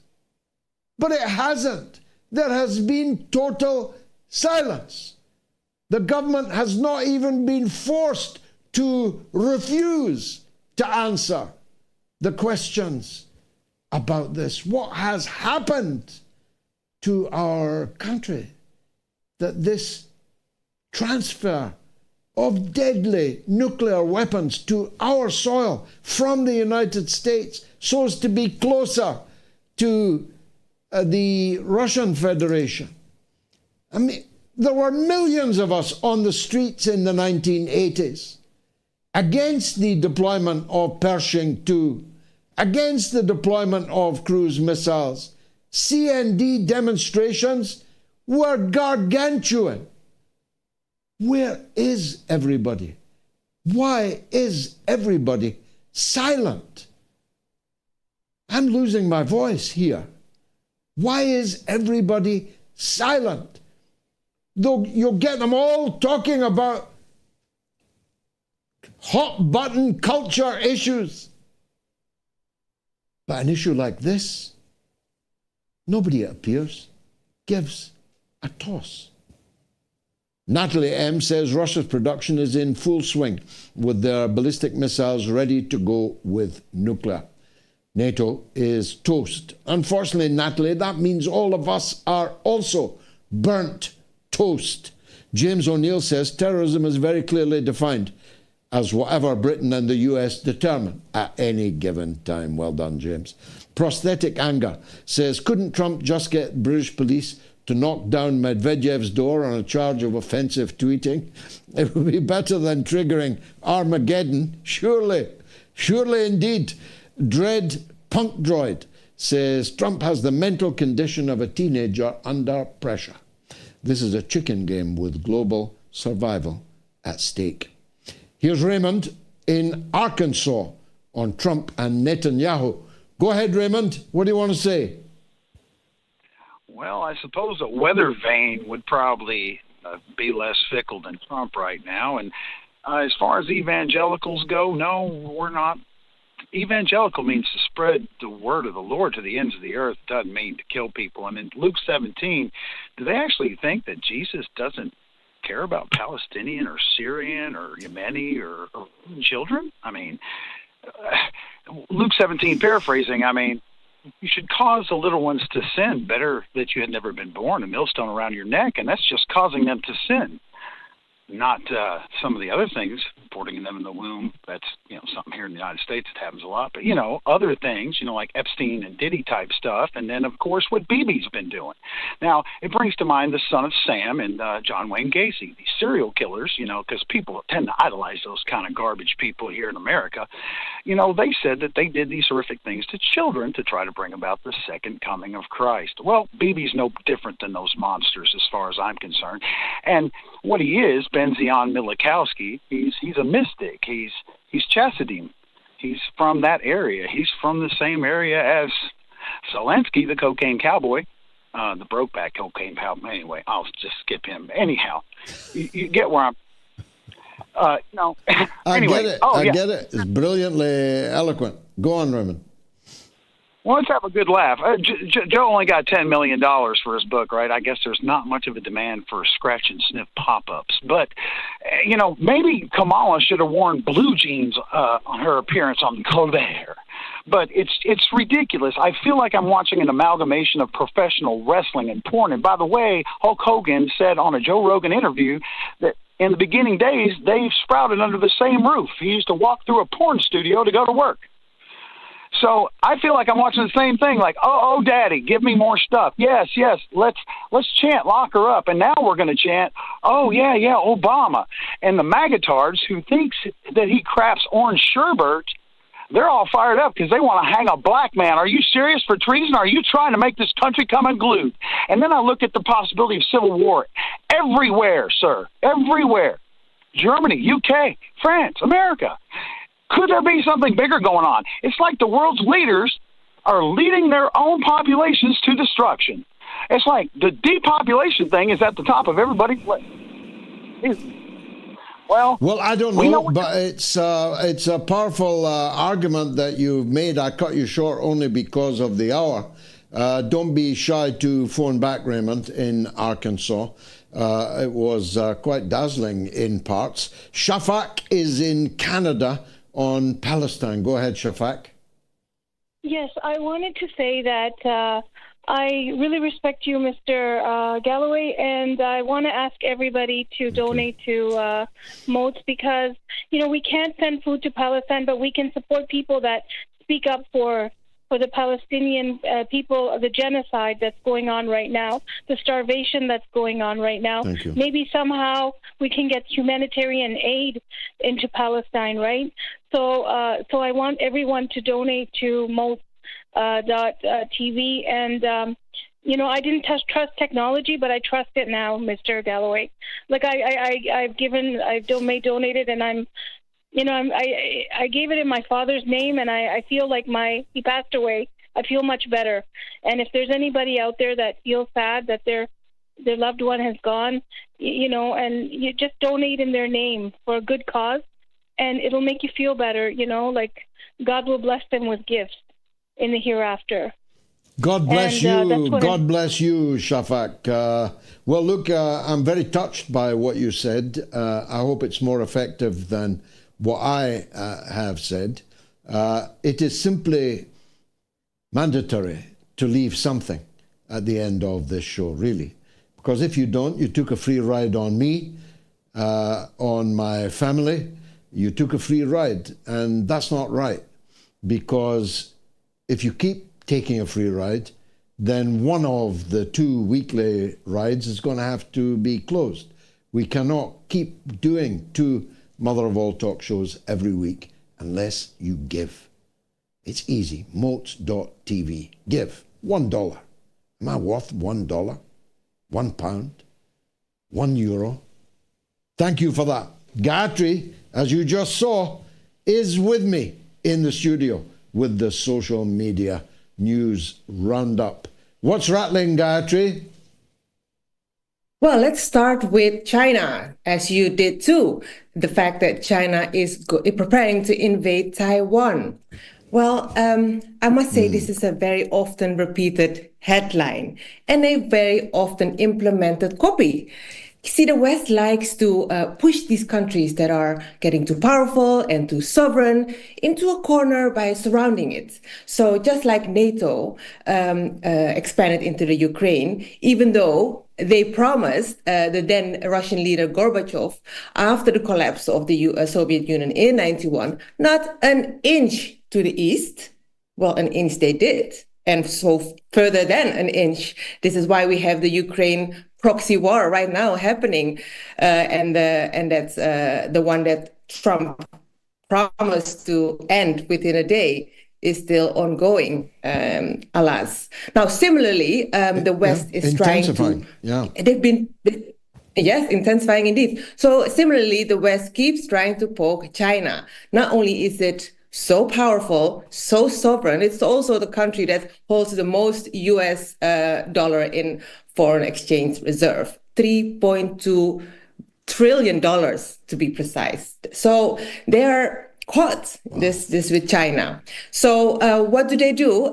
Recently, it has emerged that the CIA has rolled out sleek new videos aimed at recruiting Chinese officials, end quote, reported by the CNN. Now, this new campaign trying to get Chinese spies working for the US is to tap into the disillusion within China's vast bureaucracy and the fear of leader Xi Jinping's relentless anti-corruption purge.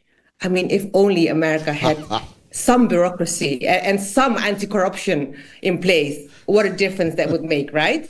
Now, CIA has pledged that, China is a priority now, and that they are expanding and adding more money to China, to Beijing, really.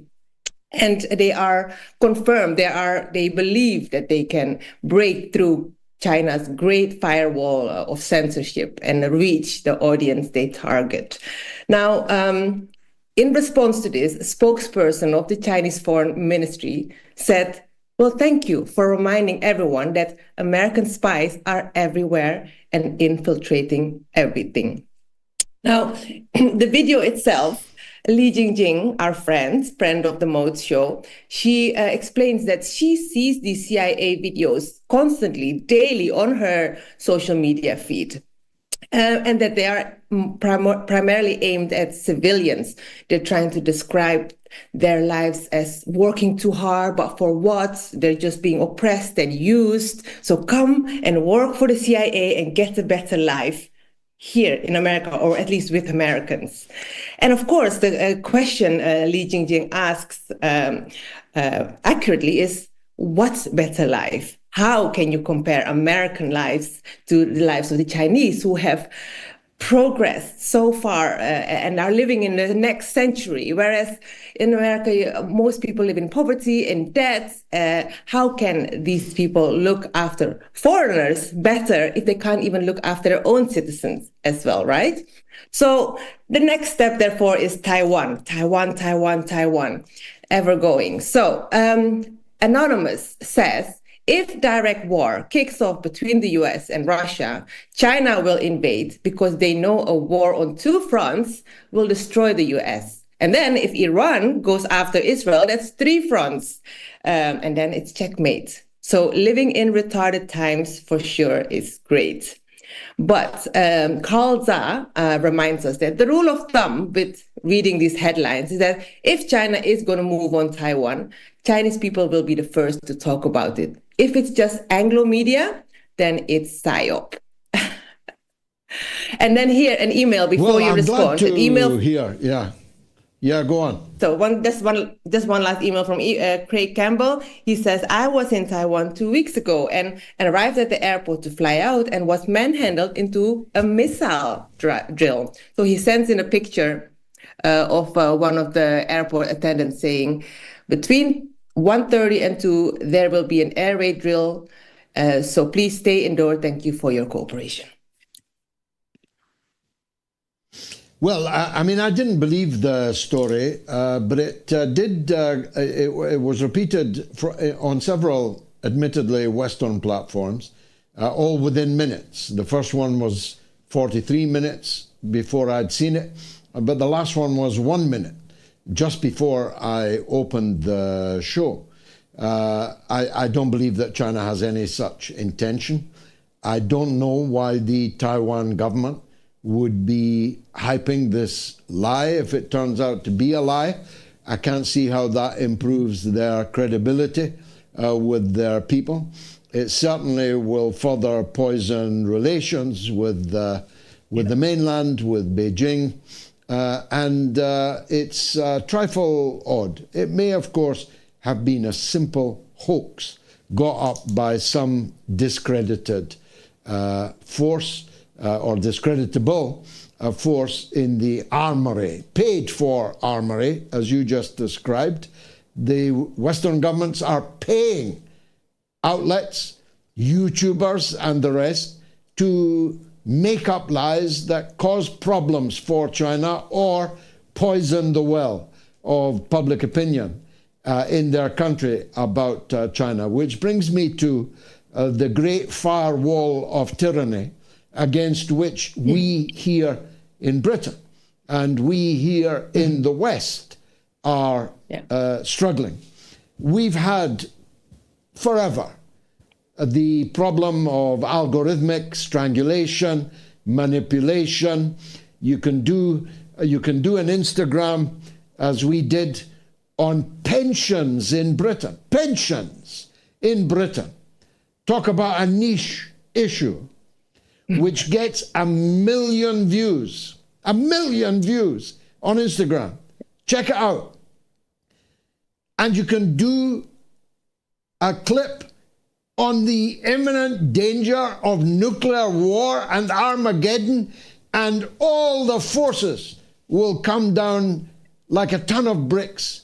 They'll strangle you, try to crush you, try to stop people from seeing it, refuse to offer it to people. But now we've got a new enemy, the Online Safety Act, by which the British state and its paragon of virtue, Ofcom, will decide which videos you can watch, which tweets Twitter is allowed to show you, which pictures Instagram is going to be allowed to show you.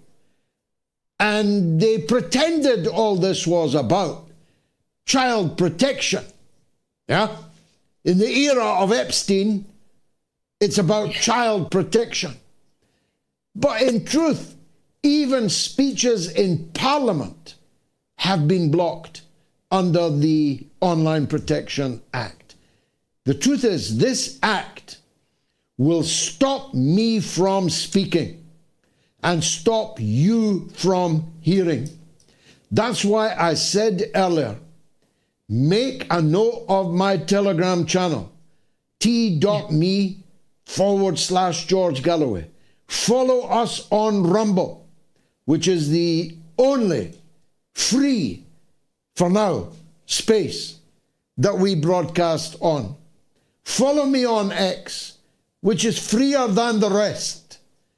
But beware of the day when you will no longer be able to watch this show, or you'll be able to watch a Baudelaireized version of it, with sections of it cut out, with me not being heard, because they don't like you to learn the kind of things that you have learned this evening, and I hope every evening, on the mother of all talk shows.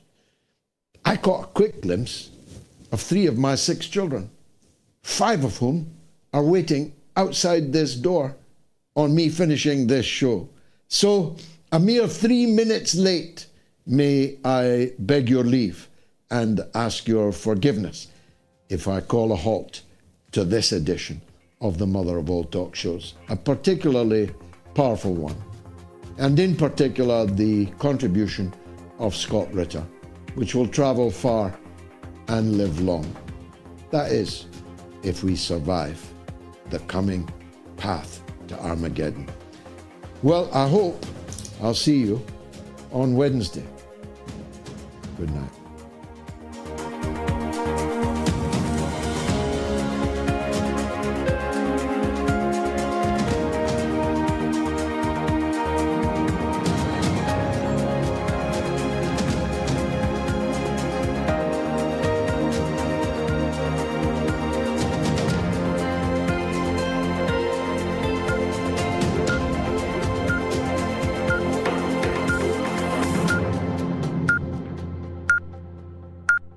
It's the mother of all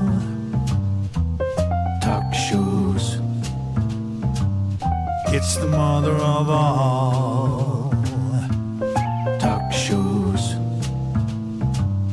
It's the mother of all talk shows. Go get 'em, George.